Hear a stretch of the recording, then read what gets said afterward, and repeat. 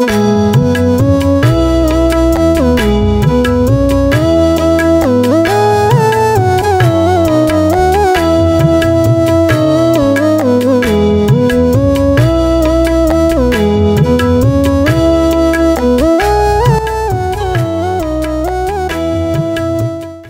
brothers and sisters in the Lord, ప్రభునందు ప్రియమైన సహోదరి సహోదరులారా, today's verse for our meditation is taken from the book of Nehemiah, chapter 8, verse 10. ఈ రోజు మన ధ్యానం కొరకు నెహెమ్యా గ్రంథం 8వ అధ్యాయం 10వ వచనం నుండి తీసుకొనబడింది.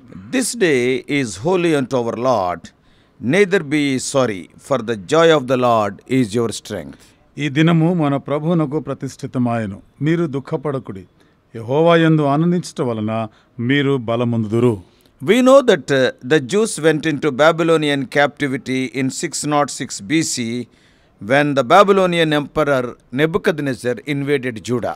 క్రీస్తు పూర్వం 606లో బబులోను రాజు అయినటువంటి నెబుకద్నెజర్ యూదా వారి మీదకి దండెత్తి వచ్చినప్పుడు యూదా ప్రజలు బబులోను చెరలోనికి పోయిన సంగతి మనం ఎరుగుదాం. After 70 years of captivity, the Medo-Persians defeated Babylonians. 70 సంవత్సరాల వీరి చెర జీవితం అయిన తర్వాత మాదీయ పారసీకులు వచ్చి బబులోను వారిని జయించినారు. This happened in accordance to the dream given by God to Nebuchadnezzar. ఇదంతా కూడా దేవుడు నెబుకద్నెజర్కి ఇచ్చిన ఆ కలలో జరిగిన ప్రకారంగానే జరిగింది. We know it is interpreted, that dream is interpreted by Daniel.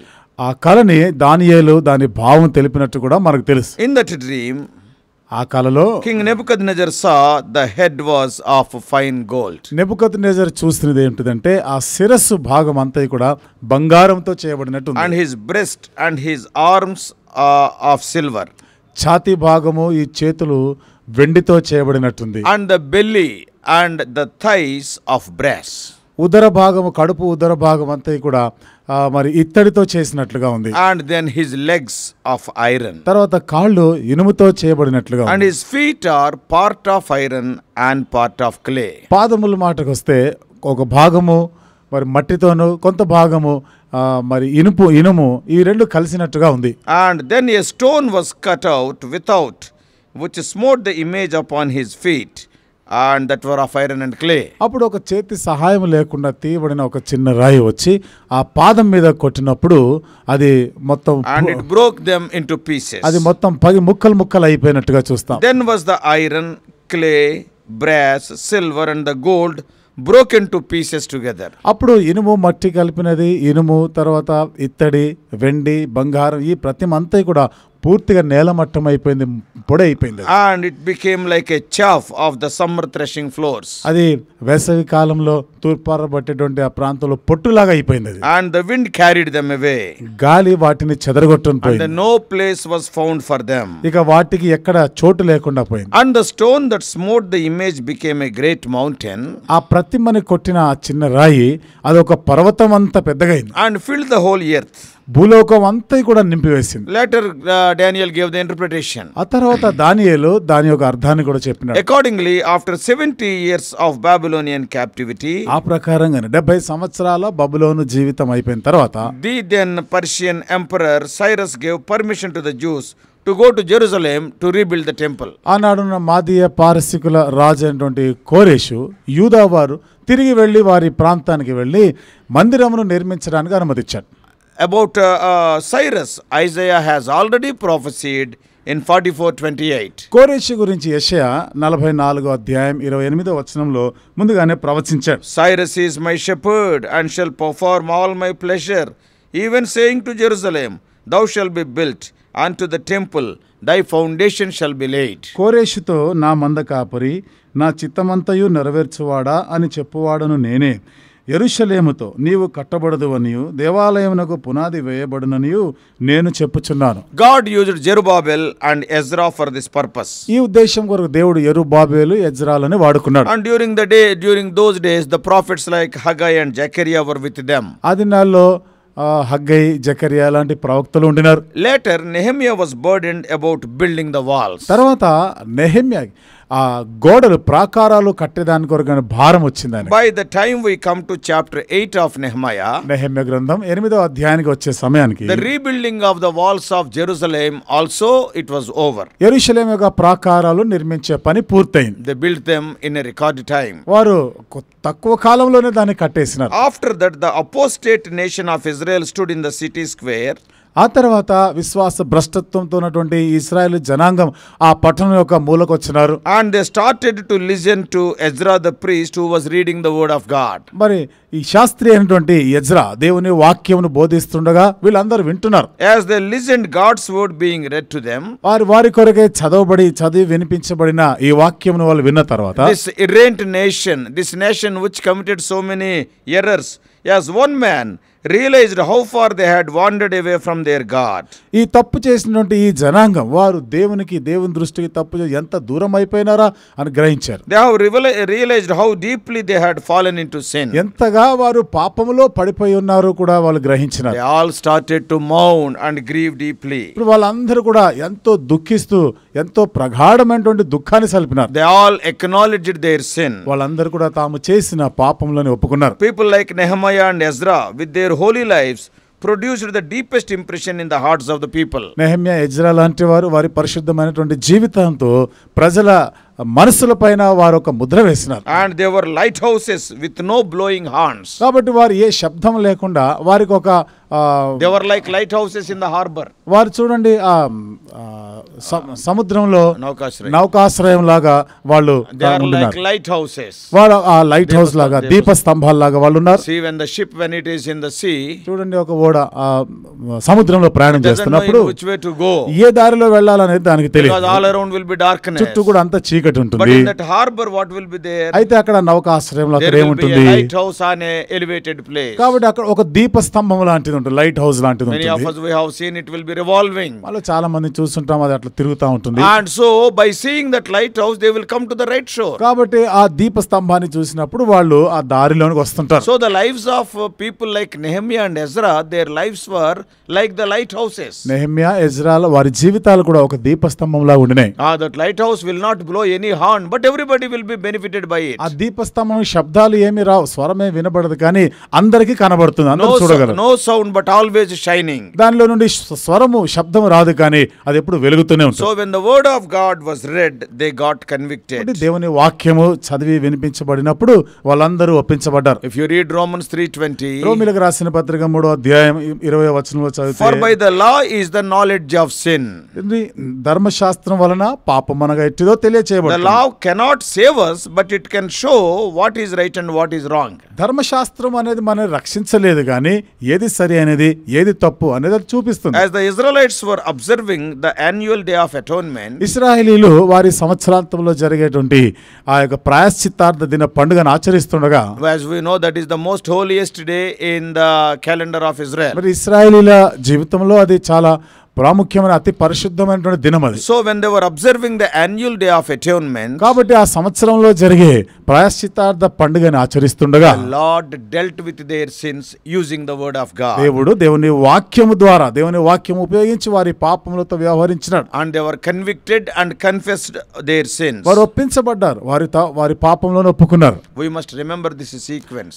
ఈ వరుస క్రమాన్ని మనము జ్ఞాపకం ఉంచుకోవాలి. Hear very carefully. ఇక్కడ మీరు జాగ్రత్తగా వినండి. Conviction leads to confession. చూడండి, ఈ ఒప్పుదల అనేది ఒప్పుకోలుకు నడిపిస్తుంది. And confession leads to cleansing.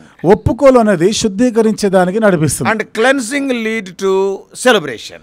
శుద్ధీకరణ అనేది మన ఉత్సవం చేసుకోవడానికి నడిపిస్తుంది. I repeat, it is important. ఇది చాలా ప్రాముఖ్యమైన మాట. Conviction leads to confession. ఒప్పుదల అనేది ఒప్పుకోలుకి నడిపిస్తుంది. And when we confession leads to cleansing. మనం ఒప్పుకున్నప్పుడు ఈ ఒప్పుకోలు అనేది మనల్ని శుద్ధీకరించడానికి నడిపిస్తుంది. So when we are cleansed, that cleansing leads to celebration. మనం శుద్ధీకరించబడినప్పుడు ఆ శుద్ధీకరణ మనల్ని ఉత్సవానికి మరి నడిపిస్తుంది. What a revival we see in the lives of these Jews because of the wholehearted dedication of few people like Zerubbabel, Ezra, Nehemiah, Haggai, Zechariah. Zerubbabel, Ezra, Nehemiah, Haggai, Zechariah వారు వారి యొక్క జీవితాలను బట్టి ఎంతో గొప్ప ఉద్యమం వచ్చి కొందరు ప్రభు కొరకు Because of ప్రతిష్ఠించుకొని the heartful dedication of these few people. ఈ కొంతమంది ఎంతో పూర్ణ హృదయంతో వారు ప్రతిష్ఠించుకున్న What కారణాన్ని a బట్టి great revival among the Jews. యూదుల మధ్యలో ఎంత గొప్ప ఉద్యమం వచ్చింది. When they were cleansed thoroughly of their sins, వారి పాపం నుండి పూర్తిగా వారు శుద్ధి చేయబడినప్పుడు Nehemiah convinced the people to stop mourning and start celebrating. Nehemiah ఇక ప్రజలని మీరు దుఃఖించటం మాని ఇక ఉత్సవం జరపాలని వాళ్ళని హెచ్చరిక చేసినారు. Yeah, he encouraged them to be joyful. వారు సంతోషంగా ఉండాలి, ఆనందిస్తూ ఉండాలని వాళ్ళని ప్రోత్సహించినారు. In this context, ఈ సందర్భంలో the man of God, Dr. Warren VSB, says like this. దైవజనుడైన డాక్టర్ వారన్ విఎస్బి గారు ఈ రీతిగా చెప్తున్నారు. It is as wrong to mourn when God has given us as it is to rejoice when sin has conquered us. చూడండి, When God has given victory, we should not mourn. దేవుడు మనకు విజయాన్ని ఇచ్చినప్పుడు మనం దుఃఖిస్తూ ఉండకూడదు. And when we are subjected to sin, we cannot rejoice also. మనము పాపం చేస్తున్నప్పుడు మనం సంతోషించకూడదు కూడా. The sinner has no reason for rejoicing. పాపి అనేవాడు సంతోషించడానికి గల కారణం ఏమీ లేదు అందులో. And the forgiven child of God has no reason for mourning. క్షమించబడినటువంటి దేవుని బిడ్డకి దుఃఖించడానికి గల కారణాలు ఏమి This లేవు. is what Dr. Warren VSB says. ఇదే డాక్టర్ వారన్ విఎస్బి గారు చెప్పిన So Nehemiah stood up and reminded the people that the first day of the new year was a special day of the Lord. కాబట్టి నెహెమ్యా లేచి నిలబడి సంవత్సరం యొక్క మొదటి దినము అది దేవుని యొక్క దినం, దేవునికి ప్రతిష్ఠించబడిన దినమని వాళ్ళకి చెప్పినారు. He comforted them by saying, ఆ రీతిగా చెప్తూ వారిని ఆయన ఆదరిస్తూ in verse 10, 10వ వచనంలో Nehemiah 8:10, నెహెమ్యా గ్రంథం 8వ అధ్యాయం 10వ Go, వచనం, eat of the fat, drink of the sweet, and send portions to him who has nothing prepared, for this day is holy to our Lord. Do not be grieved, for the joy of the Lord is your strength. పదండి, క్రొవ్విన మాంసము భక్షించుడి, మధురమైన దాని పానము చేయుడి. ఇది వరకు తమ కొరకు ఏమీ సిద్ధము చేసుకొనని వారికి వంతులు పంపించండి. ఏలయనగా ఈ దినము మన ప్రభువునకు ప్రతిష్ఠితమాయెను. మీరు దుఃఖపడకుడి, యెహోవా యందు ఆనందించడం వలన మీరు బలమొందుదురు. What an encouragement given by Nehemiah. Nehemiah ద్వారా ఎంతటి ప్రోత్సాహం ఇవ్వబడింది. Oh, their mourning, he wants to turn it into joy. వారి దుఃఖాన్ని సంతోషముగా మార్చాలనుకున్నారు. Today, there is dearth of leaders like Ezra and Nehemiah in the church. ఈరోజు సంఘంలో ఎజ్రా, నెహెమ్యా లాంటి నాయకుల కొరత ఎంతైనా ఉంది. These men of God sacrificed their comfortable living ఈ దైవజనులు వారి సౌఖ్యమైనటువంటి జీవితాన్ని త్యాగం చేసినారు. and came forward to work for the Lord in spite of the mockery and persecution.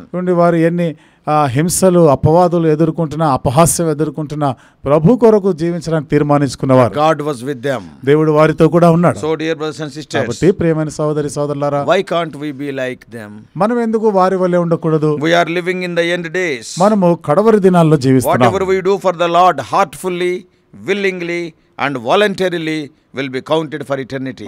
ఏదైతే మనం ప్రభు కొరకు ఇష్టపూర్వకంగా, హృదయపూర్వకంగా, స్వచ్ఛందంగా, సంతోషంగా మనం చేస్తామో అది మాత్రమే నిత్యత్వంలోను పరిగణలోను తీసుకొని రాబడుతుంది. This morning before I close, ఈ ఉదయకాలం నేను ముగించే ముందు I would like to ask few more questions. మరి కొన్ని ప్రశ్నలని నేను అడగాలనుకుంటున్నాను. Are you like the Israelites of old who were in captivity? ఆవిడ మీరు ఆనాడు చెరలో ఉన్న ఇశ్రాయేలీల వలె ఉన్నారా?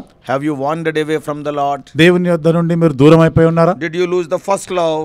మొదటి ప్రేమను కోల్పోయినారా? Or have you gone astray by false doctrines? లేదా ఈ తప్పుడు బోధనలను బట్టి నువ్వు దారి తప్పించబడ్డావా? Jesus Christ is standing outside the door of your heart. యేసుక్రీస్తు వారు నీ హృదయం అనే ద్వారం వెలుపల నిలవబడి తడుతున్నాడు. And hear his voice. ఆయన స్వరము వినండి. Come back to him. ఆయన చెంతకు తిరిగి రండి. Be a part of the heavenly Jerusalem. పరలోక యెరూషలేములో మీరు భాగమై ఉండండి. Come out of the bondage and slavery of sin. పాపం యొక్క దాసత్వం, బానిసత్వం నుండి బయటికి రండి. And as the Israelites heeded to the word of God, ఏ రీతిగా ఇశ్రాయేలీయులు దేవుని యొక్క వాక్యమునకు చెవియొగ్గినారు, you to hear God's word and confess your condition. మీరు కూడా దేవుని వాక్యమునకు చెవియొగ్గి మీ స్థితిని ఒప్పుకోండి. Let us keep the word of God fresh in our hearts every day. అనుదినము దేవుని వాక్యము మన హృదయాల్లో ఒక తాజాగా, నూతనంగా మనం ఉంచుకుందాం. Then that the joy of the Lord will be our strength. అప్పుడు యెహోవా వలనటువంటి ఆనందము మనకి బలాన్ని If ఇస్తుంది. you continue living for God with this joy, ఈ సంతోషముతో నీవు ఎడతెగక దేవుని కొరకు జీవిస్తా ఉంటే then one day you are going to receive the commendation from God. ఒక దినాన దేవుని యొద్ద నుండి ఆ మెప్పుకోలును తీసుకుంటాం. What is that commendation? ఏమిటా మెప్పుకోలు? It is written in Matthew 25:21. మత్తయి సువార్త 25వ అధ్యాయం 21వ వచనం రాయబడింది. Well done, thou good and faithful servant. Thou hast been faithful over few things. I will make thee ruler over many things. Enter thou into the joy of the Lord. బలా నమ్మకమైన మంచి దాసుడా, నీవు ఈ కొంచెములో నమ్మకముగా ఉంటివి, నిన్ను అనేకమైన వాటి మీద నియమించదను, నీ యజమానుని సంతోషంలో పాలు పొందమని అతనితో చెప్పెను. May God help us to be good towards the people and faithful towards God. ప్రజల ఎడల మనం ఎంతో దయగలిగిన వారంగా, మంచి సాక్ష్యం కలిగిన వారంగా, దేవుని ఎడల నమ్మకంగా ఉండలాగిన దేవుడు మనకు సహాయం Then we చేయను. can receive that commendation, O thou good, that is towards people, and faithful towards God.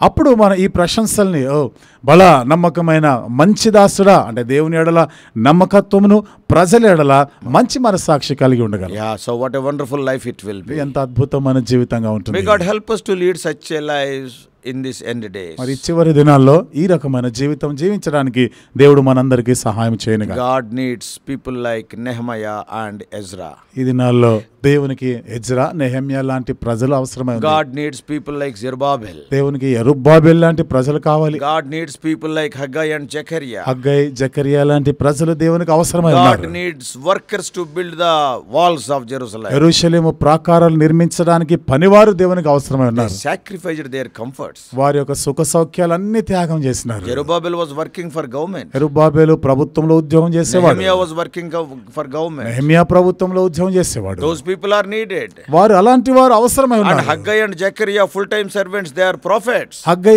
Zechariah పూర్తికాల సేవ చేసేవారు, ప్రవక్తలుగా ఉన్నారు. All together, yes, we have to build the house of కాబట్టి God. ఇలా వీళ్ళందరం కలిసి దేవుని యొక్క మందిరము నిర్మించాలి. All are needed. అందరూ అవసరమై Then ఉన్నారు. what will happen? అప్పుడు ఏమవుతుంది? The mourning will be turned into joy. దుఃఖము సంతోషముగా Then the joy మార్చబడుతుంది. of the Lord will be our strength. అప్పుడు యెహోవాని ఆనందము బలాన్నిస్తుంది. Then in eternity what will happen? అప్పుడు నిత్యత్వంలో ఏం We జరుగుతుంది? can enter into the joy of the Lord. కాబట్టి దేవుని యొక్క సంతోషములో మనం ప్రవేశిస్తాం. May God help you and me to be like that. ఆ రీతిగా ఉండలాగన దేవుడు నీకు నాకు సహాయం చేయనుగాక. Let us pray. ప్రార్థన చేసుకుందాం.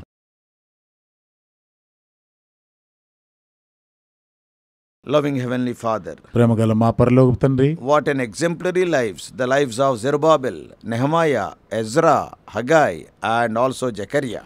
జెరుబ్బాబెలు, నెహెమ్యా, ఎజ్రా, హగ్గై, జకరియా ఇలాంటి దైవజనుల జీవితాలను బట్టి వందనాలు O చెల్లిస్తున్నాం. Lord, they were concerned about the fallen temple. దేవా, పడిపోయిన పతన స్థితిలో ఉన్న మందిరం గురించిన ఎంతో పట్టింపు భారం కలిగి ఉండినారు. Lord, they were concerned about the broken walls. ప్రభువా, పడిపోయినటువంటి కూలిపోయినటువంటి ప్రాకారాల గురించిన ఎంతో చింత వాళ్ళకు They ఉండినది. were willing to sacrifice their comforts. దేవా, వారి సుఖ సౌఖ్యాలను సహితం త్యాగం చేయడానికి ఇష్టపడ్డారు. Lord, to be frank, they were leading a comfortable lives in the palaces. వాస్తవంగా చెప్పాలంటే రాజభవనాల్లో ప్రభువా వారు ఎంతో సౌఖ్యమైన జీవితం జీవిస్తూ ఉండినారు. But O Lord, for thy sake, అయితే ప్రభువా మీ కొరకై they left everything వారు సమస్తము విడిచిపెట్టి and they వచ్చారు. came forward. వారు ముందుకు వచ్చినారు. Nowadays, O Lord, such leaders are scarce. నేటి దినాల్లో ఆ రకమైన నాయకులు ప్రభా లేరు ప్రభా. Raise some of the people from among us. ప్రభా, మా మధ్యలో నుండే అలాంటి వ్యక్తుల్ని కొందరినైనా లేవనెత్తండి. Help us to build thy house. దేవా, నీ మందిరం కట్టేవారుగా చేయండి. Speak to us more and more. మాతో ఇంకా అధికంగా We మాట్లాడండి. do pray in the mighty name of our Lord and Savior Jesus Christ. మా ప్రభువును రక్షకుడైన యేసుక్రీస్తు ప్రభు వారి బలమైన నామంలో ప్రార్థించి వేడుకుంటున్నాము తండ్రి. Amen.